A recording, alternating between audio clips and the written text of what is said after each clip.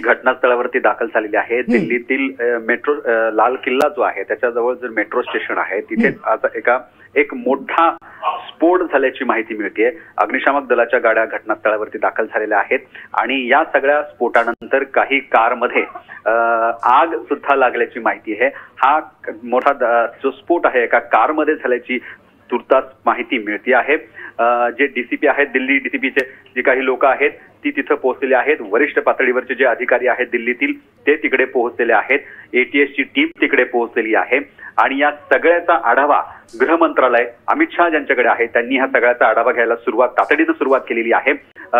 दिल्ली पोलिसांची टीम घटनास्थळावरती दाखल झाली आहे। अग्निशामक दलाची टीम सुद्धा घटनास्थळावरती दाखल झाली आहे। पोलिसांची टीम तिथे घटनास्थळावर दाखल झालेली आहे।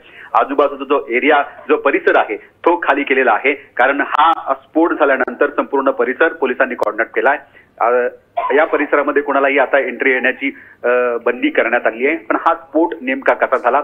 6:45 हा स्फोट झाल्याची माहिती मिळते।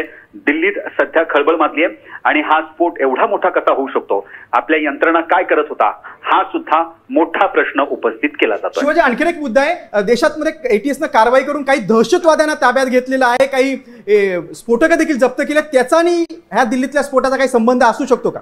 गिरीश, अजून या दोन्ही घटनांचा काही संबंध असल्याची माहिती तुर्तास आलेली नाही, परंतु काल आणि आज एक मोठं एक आरडीएक्स जे एक शस्त्र आहेत ती जप्त केली गेली होती। मोठे स्फोटक जी पदार्थ आहेत ती मोठी जप्त केली गेली होती आणि त्यातच आज दिल्लीतल्या लाल किल्ल्याजवळ हा स्फोट होणं हा योगायोग आहे की या दोन्ही घटनांचा काही संबंध आहे याचा तपास करण्याची पोलिसांनी काम सुरू केलेलं आहे। एटीएसनी काम सुरू केलेलं आहे। एनआयएची टीम आहे ती सुद्धा या सगळ्याचा आढावा घेत आहे।